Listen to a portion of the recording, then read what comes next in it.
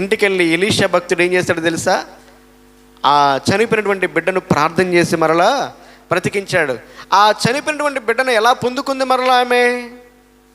ఎలా పొందుకుంది తెలుసా?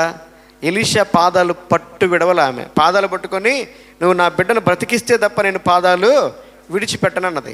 ఒక దైవజనుడు పాదాలు పట్టుకొని ఏడిస్తేనే చనిపోయినటువంటి బిడ్డ బ్రతికాడే, మరి యేసయ్య పాదాలు పట్టుకుంటే కార్యాలు జరగవా? అదే మనకి చేత కావటల్లా. అందుకే యేసయ్య అన్నాడు, నమ్ముట నీ వలన అయితే, అంటే మనకి వల్లగాంది ఏంటంటే నమ్మటమే. మనుషులందరినీ నమ్ముతున్నాము, కానీ యేసయ్య నమ్మటం చేత కావట్లా. అందరి కాళ్ళు పట్టుకుంటున్నాము, యేసయ్య కాళ్ళు పట్టుకోవటం చేత కావట్లా. ఆయన ఇంకా ఏం చేస్తాడో తెలుసా? యేసయ్య పాదాల మీద పడి మిగుల బ్రతిమలాడాడంట. ఏం చేస్తాడంట? బ్రతిమలాడుతూ ఉన్నాడు. మిగుల బ్రతిమలాడంటే, ఏసయ్య ఏసయ్య ఏసయ్య, నా బిడ్డ చావు బతుకుల్లో ఉందయ్యా, బ్రతికించయ్యా. ఎప్పుడైనా అలా ప్రార్థన చేసావా? ఏమా ప్రార్థన చేయమని చాలామంది దైవ సేవకులు చెప్తా ఉంటే మనం ఏం చేస్తాం? నాకు ప్రార్థన రాదయ్యా, నాకు ప్రార్థన నడవదయ్యా అంటారు. ప్రార్థన అంటే ఏం లేదమ్మా, నీకున్న సమస్యని యేసయ్యతో చెప్పుకోవటమే ప్రార్థన. ఒక చిన్న బిడ్డ తండ్రితో ఎలాగైతే మాట్లాడతాడో అలాగే నువ్వు నీ పరమ తండ్రితో మాట్లాడటమే ప్రార్థన. ఇప్పుడు ఐస్ క్రీమ్ కావాలని మా బుడ్డోడు నా దగ్గరకు వచ్చి, డాడీ నాకు 10 రూపాయలు, డాడీ నాకు 10 రూపాయలు, డాడీ నాకు 10 రూపాయలు. వాడికి ఆరోగ్యం బాగుండదు, కానీ వాడు పొద్దుగుకులు అడుగుతూనే ఉంటాడు, ఇవ్వను.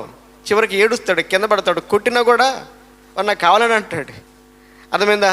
ఇక వాడు బాగా చూడలేక మనం ఏం చేస్తామంటే డబ్బులు ఇస్తా. అర్థమైందా? ఇప్పుడు వాడికి ఉన్నటువంటి దాన్ని ఎలా సంపాదించుకున్నాడంటే బతిమలాడి ఏడ్చి సంపాదించుకున్నాడు. అలాగే యేసు ప్రభు పాదాలను పట్టుకొని, యేసయ్యా నా జీవితంలో కార్యము చెయ్యి, నా కుటుంబంలో కార్యం చెయ్యి, నా జీవితంలో ఈ సమస్య ఉన్నది, నా కుటుంబంలో ఈ సమస్య ఉంది, విరిగి నలిగినటువంటి జీవితంలో బాగు చేసే దేవుడైనా, చెదరిపోయినటువంటి కుటుంబాలను కట్టేటటువంటి దేవుడైనా, మన యొక్క సమస్యలు ఏదైనా సరే మన సమస్య కంటే గొప్ప దేవుడు మన దేవుడు. ఆయన తలుచుకుంటే ఒక్క క్షణంలో మన జీవితాలను ఏం చేస్తాడో తెలుసా? బాగు చేయగలుగుతాడు. ఆయన బాగు చేయాలంటే మనలో ఏముండాలంటే ఆయన పాదాలు పట్టుకుని కన్నీరు కచ్చి ప్రార్థించేటటువంటి అనుభవం ఉండాలి. నేర్చుకుందాం. యేసు ప్రభు పాదాలు పట్టుకొని ప్రార్థన చేయటం నేర్చుకుందాం. మా మందిరానికి ఒక సహోదరి వస్తుంది. ఆ అమ్మాయి పేరు మల్లీశ్వరి. అన్నిలో నుంచి రక్షింపబడింది. ఈ అమ్మాయి యేసు ప్రభువు నమ్ముకుందని చెప్పేసి ఆ ఇంటి చుట్టుపక్కల వాళ్ళు ఎవరు ఆమెతో మాట్లాడరు. దాదాపుగా వాళ్ళ బావగారు ఉన్నారు, అంటే వాళ్ళ అన్నగారు, ఈ అమ్మాయి భర్త వాళ్ళ అన్నగారు దాదాపుగా ఈ అమ్మాయితో 15 సంవత్సరాల నుంచి మాట్లాడంట. ఎందుకు మాట్లాడాలంటే ఈ అమ్మాయి యేసు ప్రభువు నమ్ముకుంది. వీళ్ళిద్దరూ కూడా మేము వాళ్ళ తండ్రి గారు వాళ్ళకి చోట్లు ఇస్తే మేము వెళ్ళి ప్రార్థన చేసాము. ఈ అమ్మాయి వెంటనే రేకులు షెడ్ వేసుకుంది. వాళ్ళ బావగారులు కూడా ఇల్లు కట్టుకున్నారు. వీళ్ళు బోర్ వేసుకున్నారు, నీళ్ళు పడ్డాయి, బాగానే ఉంది. ఆయన కూడా బోర్ వేపిస్తున్నాడు. దాదాపుగా అక్కడ మా ఊర్లో 40-50 అడుగులకి నీళ్ళు పడతాయి. ఆయన 210 అడుగులు తవ్వించినా కూడా నీళ్ళు పడలే. అప్పుడు ఈ అమ్మాయి లోపల ప్రార్థన చేసుకుంటా ఉంటే వచ్చి అమ్మా మళ్ళీ అని పిలుస్తాడంట. ఎవరు నన్ను పిలుస్తుంది? మా బావ నాతో ఎప్పుడు మాట్లాడే మా బావ గొంతులాగా ఉందని చెప్పి ఈ అమ్మాయి మళ్ళీ అంటే అనిపిస్తుందేమో అనుకుంది, పిలుస్తున్నాడు అనుకోలే. మళ్ళీ ప్రార్థనలో ముందుకు కొనసాగుతుంది. మళ్ళీ గట్టి పిలుస్తున్నాడు, అమ్మ మళ్ళీ అని పిలిస్తే మా బావే అనుకుంటా ఏందో పిలుస్తున్నాడని చెప్పి బయటికి వెళ్ళింది. ఆయన బాగా దీనంగా ముఖం పెట్టుకొని విచారంగా, అమ్మ 200 అడుగులు బోర్ వేయించాను కానీ నీళ్ళు పర్లేదమ్మా, ఒక్కసారి మీ ప్రభువుకు ప్రార్థన చేయమ్మా. ఎవరిని అడిగాడు ప్రార్థన చేయమని? మీ పాస్టర్ గారిని పిలవమని అడగలే ఆయన. మీ ప్రభువుకు కొంచెం ప్రార్థన చేయమంటే ఆ అమ్మాయికి ఎంత సంతోషం వేసిందంటే ఇప్పుడే చేస్తాను బావగారు అని చెప్పి లోపలికి వెళ్ళింది. లోపల చిన్న ప్రార్థన చేసుకుంది. యేసయ్యా 15 సంవత్సరాల తర్వాత మా బావగారు నాతో మాట్లాడాడు, ఇక్కడ కార్యం చేయ అని చెప్పి ఆ అమ్మాయి ప్రార్థన చేసుకొని అక్కడ కొబ్బరి నూనె డబ్బా తీసుకొచ్చుకొని బయటకు వచ్చింది. దానిలో నూనె పోసి ప్రార్థన చేస్తే ఆటోమేటిక్గా కన్నీళ్ళు వచ్చేస్తున్నాయి. ఏడుస్తూ ప్రార్థన చేస్తుంది. ఇక్కడ దేవుని మహిమను చూడాలయ్యా, వీళ్ళందరూ నువ్వు గొప్ప దేవుడను గుర్తించాలి అని 4-5 మాటలు మాట్లాడి ఆ నూనె అంతా దానిలో పోసి ఇప్పుడు తవ్వమని చెప్పింది. వాళ్ళు మరలా ప్రారంభించారు. ఇక 10 అడుగుల తర్వాత నీళ్లు పైకి వచ్చేసినాయి, చిమ్ముకుంటా పైకి వచ్చేసినాయి. ఈరోజు దేవునికి మహిమ ఏంటంటే ఆ అమ్మాయితో పాటు అక్కడ 5 కుటుంబాల వాళ్ళు దేవుని మందిరానికి వస్తున్నారు. ఆ రోజు జరిగినటువంటి చిన్న కార్యమే. అర్థమైందా? అంటే మనం ప్రార్థన ఎట్లా చేయాలి చెప్పండి? విశ్వాసంతో చేయాలి. రెండవదిగా ఏసై ఏసై పాదాల మీద పడి బ్రతిమలు అడుక్కోవాలి. సరే, యేసుక్రీస్తు ప్రభు వారి పాదాల మీద పడినటువంటి వాళ్ళు చాలామంది ఉన్నారు బైబిల్ గ్రంథంలో.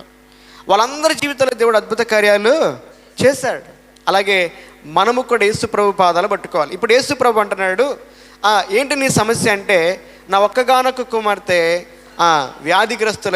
వ్యాధిగ్రస్తురాలై చావడానికి సిద్ధంగా ఉంది, ఆమె మీద చేతులుంచి నువ్వు ఆమెను బాగు చేతుకొని రమ్మన్నాడు. యేసు ప్రభు మీటింగ్లో ఉన్నాడు. ఇప్పుడు అంతమంది జనాలు వాక్యం వింటూ ఉంటే మీటింగ్ ముఖ్యమా, ఆ వ్యక్తి యొక్క కుమార్తె ముఖ్యమా? చెప్పండి మీరు. యేసయ్య అన్నాడు, సరే వెళ్దాం పా అన్నాడు. అర్థమైందా? చూడండి ఎంత ప్రేమ కలిగిన వాడు యేసయ్య. సరే వెళ్దాం పద అంటే యేసు ప్రభుతో పాటు వీళ్ళందరూ కూడా వెళ్తున్నారు. ఆ జనసమూహం అంతా యేసయ్యతో పాటు వెళ్తున్నారు. యేసు ప్రభు వెంటేమో శిష్యులు, ఆయన వెంటేమో జనసమూహం వెళ్తూ ఉన్నారు. జాగ్రత్తగా వినండి. ఎమర్జెన్సీ కేసు ఇది. మీకంటే నాకే బాగా తెలిసింది. ఏ కేసు ఇది? ఎమర్జెన్సీ. ఎందుకంటే చావడానికి సిద్ధంగా ఉంది. ఈయన వెళ్ళాలి, నడుచుకుంటూ వెళ్ళాలి. ఆ రోజుల్లో ఇట్లా ప్రయాణ సాధనాలు లేవు కదా, అంబులెన్సులు లేవు కదా, నడుచుకుంటూ వెళ్తూ ఉన్నాడు. ఈలోపు ఒక ఆమె వచ్చింది. ఎవరామె? రక్తస్రావం కలిగిన స్త్రీ. ఏమేం చేస్తుందంటే, ఆయన ముందుకు వస్తే ఆయన కోప్పడతాడేమో, ఎందుకంటే ఆమె ఎవరన్నా ముట్టుకుంటే వాళ్ళు అపవిత్రులుగా మార్చబడతారు. అందుకని యేసయ్యని ముట్టుకోకుండా ఆయన వస్త్రాన్ని మాత్రమే ముట్టుకుందామని చెప్పింది. పాపం వెనక్కుండా వచ్చింది, ఆయన వస్త్రాన్ని మాత్రమే ముట్టుకుంది. ఆమె యొక్క బాధ నివారణ అయింది. ఇప్పుడు యేసయ్య అన్నాడు, నన్ను ముట్టుకున్నది ఎవరని అడిగాడు. ఎందుకు యేసు ప్రభుకి తెలుసా తెలీదా ఆమె ముట్టుకుందని? కానీ అడిగాడు. సరే, ఆమె ముందుకు వచ్చింది. ఆమె జాగ్రత్తగానండి. యేసు ప్రభు ముందుకు వచ్చింది. ఇక తన సంగతి అంతా చెబుతూ ఉంది.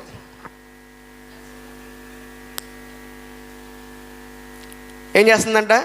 తన సంగతి అంతా ఏంటి తన సంగతి? తనకి ఏ వ్యాధి వచ్చింది, ఎన్ని సంవత్సరాల నుంచి ఆ వ్యాధితో బాధపడింది, ఎంతమంది వైద్యుల దగ్గరికి వెళ్ళింది, ఎన్నెన్ని ప్రదేశాలకు తిరిగింది, ఇదంతా చెప్తా ఉంది. ఇదంతా బాగానే ఉంది మనకి చదువుకుంటా ఉంటే. ఇప్పుడు ఇలా తన సాక్ష్యం అంతా చెప్పుకుంటా ఉంటే పక్కనే ఉన్నాడు ఎవరు? యాయిరు కుమార్తె చావడానికి సిద్ధంగా ఎమర్జెన్సీ కేసులో ఉంది. ఆయన గుండె ఎట్లా ఉంటుంది చెప్పండి? ఎట్లా ఉంటుంది ఆయనకి? ఏంది ఇప్పుడే రావాలా, ఇప్పటికే లేట్ అవుతుంది, కుమార్తెకి ఎట్లా ఉందో, ఆమె ఎట్లా ఉందో అంటే చావడానికి సిద్ధంగా ఉంది కదా, ఆమె పరిస్థితి ఎట్లా ఉందో నేను కంగారు పడతా ఉంటే మధ్యలో ఈ ఆలస్యం ఒకటి. చాలాసార్లు మనం ప్రార్థన చేస్తూ ఉంటే దేవుడు మన జీవితంలో వెంటనే కార్యం చేయడు. అప్పుడు దేవుడు ఆలస్యం చేశాడని చెప్పి మనం ఏం చేస్తూ ఉంటామంటే దేవుని మీద కోప్పడతా ఉంటాం కదా, సనుగుతూ ఉంటాం, ఏం దేవుడులే అంటూ ఉంటాం. ఇప్పుడు దేవుడు కావాలని ఆలస్యం చేశాడా? కావాలని ఆలస్యం చేశాడా? ఇప్పుడు ఈ యాయిరు కుమార్తె ఎంత ముఖ్యమో ఈ రక్తస్రావం కలిగిన స్త్రీ కూడా అంతే. అందరిని ఒకే రకంగా ప్రేమిస్తున్నాడు కదా, కానీ ఆమె ఏం చేస్తుందంటే తన బాధ అంతా చెప్పుకుంటుంది యేసయ్యతో. యాయిరు యొక్క హృదయం ఎట్లా ఉంటుంది? ఇప్పుడు మనకెట్లా ఉంటుంది? మన జీవితంలో ఎట్లా ఉంటే, రాత్రి నాకు 4:30కి ఒక ఆయన ఫోన్ చేశాడు, అయ్యా కడుపులో నొప్పి, గుండెల్లో నొప్పి అయ్యారా, తొందర రాయా. సరే, నాకు బాగలేక వస్తాలే అని చెప్పి నేను మామూలుగా బాత్రూమ్కి వెళ్ళా. ఈ లోపు 5 నిమిషాలుగా దాదాపు 10 సార్లు వేసాడు ఆయన, తొందర రాయా అని. అంటే బాగలేనప్పుడు ఆ ఎమర్జెన్సీ ఎట్లా ఉంటుంది కదా. ఇప్పుడు ఈయన కుమార్తె చావు సిద్ధంగా ఉంది, కానీ ఈ మధ్యలో ఉన్నటువంటి ఈ రక్తస్రావం కలిగిన స్త్రీ ఎదురుగా వచ్చి తన సాక్ష్యం అంతా చెప్తా ఉంది. యాయిరు యొక్క హృదయం కానీ యాయిరు యొక్క కంగారు కానీ ఎట్లా ఉంటుంది? చాలా కంగారుగా ఉంటాడు. ఒకవేళ మనసులో ఏదన్నా అలజడి జరిగిందేమో. మనం కూడా ఎప్పుడైనా అంబులెన్స్లో బాగలేని వాళ్ళని తీసుకెళ్తుంటే ట్రాఫిక్ ఏర్పడితే మనకెంత కంగారు ఉంటుంది లోపల. అర్థమైందా?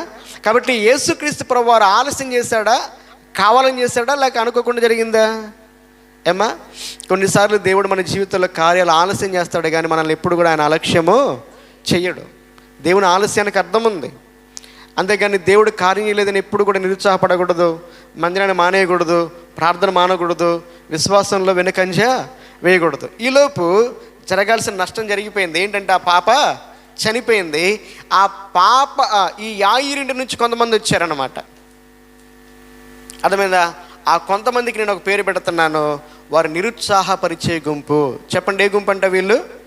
నిరుత్సాహపరిచే గుంపు. వాళ్ళు యాయిరు దగ్గరకు వచ్చి యాయిరుతో అంటున్నారు, యాయిరు నీ కుమార్తె చచ్చిపోయిందయ్యా, ఇంకెందుకు బోధకుని శ్రమ పెడతావు అంటే ఒక రకంగా వెటకారంగా మాట్లాడుతున్నారు ఈ మాట. అంటే బ్రతుకుంటే ఆయన ఏమైనా చేస్తాడేమో, కానీ అప్పటికే నీ కుమార్తె చనిపోయింది, ఇంకా ఆయన ఏం చేయలేడు, ఆయన పంపించేసాయి, బోధకుని శ్రమ పెట్టద్దు, నువ్వు రా మిగతా కార్యక్రమాలు చూసుకుందాం అన్నట్లుగా మాట్లాడుతూ ఉన్నారు. కానీ యేసు ప్రభు ఏం మాట్లాడారు చదవండి అన్నమాట. మార్కు సువార్త 5వ అధ్యాయం 30 వచనం, 36 అక్క 35. ఆయన ఇంకనూ మాట్లాడుచుండగా సమాజ మందిరపు అధికారి ఇంట నుండి కొందరు వచ్చి, నీ కుమార్తె చనిపోయినది, నీవుకే బోధకుని ఎందుకు శ్రమ పెట్టుదు అనిరి. యేసు వారు చెప్పిన మాట లక్ష్య పెట్టక, భయపడకుము, నమ్మిక మాత్రము ఉంచుము అని సమాజ మందిరపు అధికారితో చెప్పి, పేతురు, యాకోబు సహోదరులకు యోహానును వారిని తప్ప మరి ఎవరినైనా తన వెంబడి రానీక. యేసు వారిని లక్ష్య పెట్టక, ఎవరిని లక్ష్య పెట్టలేదంట? ఎవరిని లక్ష్య పెట్టలేదంటే నిరుత్సాహపరిచే వారిని లక్ష్య పెట్టల. నీవు కూడా దేవుని మందిరానికి వస్తూ ఉండగా, నీవు కూడా ఏదైనా ఒక సమస్యను గురించి ప్రార్థిస్తూ ఉండగా, నీవు కూడా దేవుని యొక్క మందిరంలో విశ్వాసంతో సేవిస్తూ ఉండగా, నీ జీవితంలో కార్యం జరగకపోతే, నీ భర్త కొరకే ప్రార్థన చేస్తున్నావు, ఆయన మారలేదు, నీ పిల్లల కొరకే ప్రార్థన చేస్తున్నావు, వాళ్ళు మారలేదు, నీ కుటుంబంలో ఏదో ఒక అనారోగ్య పరిస్థితులు ఉన్నాయి, అవి దేవుడు తీసేయలేదు, అప్పుల సమస్యలు, ఆర్థిక సమస్యలు ఏదైనా సరే, ఈ సమస్యను బట్టి నువ్వు ప్రార్థన చేస్తున్నావు, కన్నీరు విడుస్తూ ఉన్నావు, ఉపవాసాలు ఉంటా ఉన్నావు, కానీ దేవుడు ఇంకా కార్యాలు చేయలేదు. ఇలాంటి సమయంలో నీ ఇరుగు పొరుగు వారు వస్తారు, ఏం ప్రార్థనలే, ఇక్కడ కాదు కానీ అక్కడికి వెళ్తే ఆయన జరిగేది చెప్తాడంట అని చెప్పి తీసుకెళ్ళే వాళ్ళు ఉన్నారు. అర్థమైందా? విశ్వాసం ఉంటే దేవుడు ఎక్కడైనా కార్యాన్ని చేస్తాడు. మనిషిని బట్టి ఎప్పుడు కార్యం చేయడు దేవుడు. అర్థమైందా? నిరుత్సాహపరిచే గుంపు. ఏ గుంపు అంట? కొంతమంది అయితే ఏం ప్రార్థనలే, దేవుడు ఏమైనా చేశాడు నీకు, ఏం చేస్తాడు దేవుడు నీకు, దేవుడు అన్యాయం చేశాడు నీకు అంటూ ఉంటారు. బైబిల్ గ్రంథంలో రాయబడిన మాట, ఈ దేవుడు ఎప్పుడు ఎవరికి కూడా అన్యాయం చేసే దేవుడు కానే కాడు. అర్థమైందా? కొన్నిసార్లు సాతాను ఏం చేస్తూ ఉంటుందంటే, మన హృదయంలో ప్రేరేపణ, మనుషులే కాదు సాతాను కూడా అంటాడు, ఏం దేవుడులే, ఎంత డబ్బులు ఇచ్చావు, ఎంత కానుకిచ్చావు, ఎంత పరిచయం చేసావు, ఎంతగా ప్రార్థన చేసి ఏం చేశాడు దేవుడు, నీ కొడుకు వ్యాధి పెట్టాడంటది, నీ కూతురికి వ్యాధి పెట్టాడంట. అర్థమైందా? కాబట్టి ఇప్పుడు మరలా చెప్తున్నానండి, ఈయన యేసు ప్రభు పాదాల మీద పడ్డాడు, కన్నీరు విడిచి ప్రార్థన చేశాడు, బ్రతిమలాడాడు. ఇప్పుడు సమస్య తగ్గిందా పెరిగిందా? నోరు తెరిచి చెప్పాలి. సమస్య తగ్గిందా పెరిగిందా? కొన్నిసార్లు సమస్యలు పెరుగుతాయి. నువ్వు ఎంత ప్రార్థన చేస్తుంటే అంత సమస్యలు ఇంకా పెరుగుతూనే ఉంటాయి. పెరుగుతుంటే మనం భయపడకూడదు. యేసయ్య అన్నాడు, భయపడకుము, నమ్మిక మాత్రము. సమస్యలు పెరుగుతూ ఉండగా భయపడొద్దు. ఎందుకంటే నమ్మిక మాత్రము ఉంచు. నమ్మకం ఉంచాలి. ఎవరి మీద నమ్మకం ఉంచాలి? ఎంత సమస్య పెరిగినా కూడా మనం భయపడాల్సిన అవసరమే లేదు. ఒకసారి ఒక ఓడలో కొంతమంది ప్రయాణం చేస్తూ ఉన్నారు. ప్రయాణం చేస్తూ ఉంటే ఓడ ప్రమాదవశాత్తు నీళ్ళలో మునిగిపోయింది. ఒక వ్యక్తి ఏం చేశాడంటే ఈదుకుంటా ఒక ద్వీపానికి వెళ్ళిపోయాడు. అంటే ద్వీపం అంటే అది సముద్రం మధ్యలో ఉంటుంది, అక్కడ మనుషులు ఎవరు ఉండరు. అక్కడికి వెళ్ళిన తర్వాత అక్కడ ఎవరు మనుషులు లేరు. సరే, రోజు అక్కడ చిన్న ఒక పాక వేసుకొని ఆ దొరికిన కాయలు చేపలు తింటా రోజు ప్రార్థన చేస్తున్నాడు. ఏమనంటే, యేసు ప్రభువా, ఈ ఒక్క ద్వీపంలో నేను ఒక్కరిని ఎంతకాలం ఉంటానయ్యా, నాకు సహాయం చేయమని ప్రార్థన చేస్తున్నాడు. అలా కొంతకాలం గడిచిన తర్వాత ఈయన ఉదయాన్నే వెళ్ళాడు, ఏదో కాయలు ఏదో సంపాదించి తీసుకొచ్చుకుందామని వెళ్ళాడు. మరలా సాయంత్రానికి ఇంటికి వచ్చేసరికి సాయంత్రానికి తన ఇల్లు తగలబడిపోతూ ఉంది. అక్కడ ఎవరు నిప్పు పెడతారు? ఎందుకో తెలియదు, ఇల్లు తగలబడుతుంది. అంటే తను కట్టుకున్న పాక తగలబడిపోతుంది. ఈయనకి దేవుడి మీద ఎంత కోపం వచ్చిందంటే, తీసుకొచ్చి ద్వీపంలో పడేసావు, మనుషులు ఎవరు లేరు, ఆహారం కూడా లేదు, చిన్న పాక కట్టుకున్న దానిలో పడుకుంటే దాన్ని కూడా కాల్చేస్తాను అని చెప్పి దేవుణ్ణి తిట్టుకుంటా ఉన్నాడు. ఈలోపు అక్కడ ఒక పెద్ద ఓడ వచ్చిందనమాట. ఆ వైపు ఏ ఓడలు ఏ పడవలు రావు, ఎందుకంటే ఆ ద్వీపం చాలా భయంకరమైన ద్వీపం. ఆ ఓడ అటు వచ్చింది.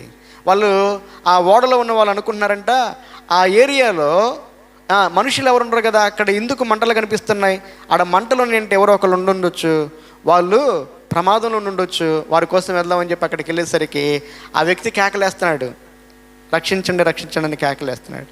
దగ్గరికి వెళ్ళి వాళ్ళు ఆ వ్యక్తిని ఎక్కించుకున్న తర్వాత వాళ్ళు అడుగుతున్నారు, ఎందుకు వచ్చావు ఇక్కడికంటే, అప్పుడు ఆయన చెప్పాడు, తన సాక్ష్యం చెప్పాడు.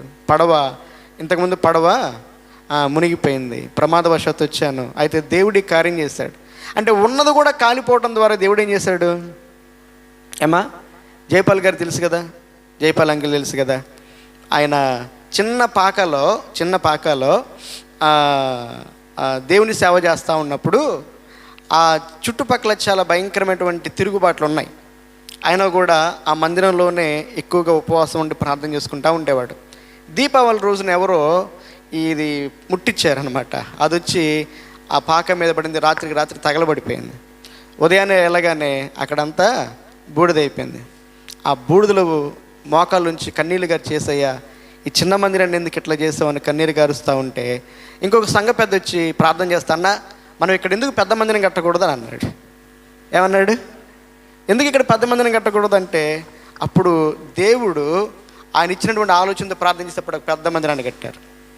దైవజన్ లేసన్న గారు కూడా అంతే, గోరంట్లో చిన్న మందిరంలో ఉంటే అది గాలి వాని చేత పడిపోయింది. అప్పుడు కొంతమంది అన్నారు ఈయనదో పాపం చేస్తాడు అందుకే మందిరం కూలిపోయింది అని అన్నారు. అప్పుడే ఆయన పాట రాసింది, నేను వెళ్ళే మార్గము నా యేసుకే తెలియని. ఆ మందిరం కూలిపోయిన తర్వాత ఆయనకి దేవుడు ఆలోచన ఇచ్చాడు పెద్ద మందిరం కట్టమని. అంటే కొన్నిసార్లు సమస్యలు పెద్దవవుతూ ఉంటే మనం అధైర్యపడకూడదు. ఇప్పుడు సమాజ మందిరపు అధికారి యొక్క జీవితంలో సమస్య పెరిగిందా తగ్గిందా? కానీ యేసయ్య ఏమంటున్నాడు, భయపడమాకు, వారిని లక్ష్య పెట్టమాకు. ఎవరిని? నిరుత్సాహపరిచేవారిని నువ్వు లక్ష్య పెట్టొద్దు. వారిని లక్ష్య పెట్టలేదు యేసయ్య, మనల్ని కూడా లక్ష్య పెట్టొద్దు అన్న. నువ్వు వినాల్సింది దేవుని యొక్క సేవకుని మాట, నువ్వు వినాల్సింది దేవుని యొక్క సేవకురాల మాట, నువ్వు వినాల్సింది నిన్ను ప్రోత్సాహపరిచేటటువంటి విశ్వాసుల మాటే, కానీ నిన్ను నిరుత్సాహపరిచే వారి మాటలు నువ్వు వినకూడదు.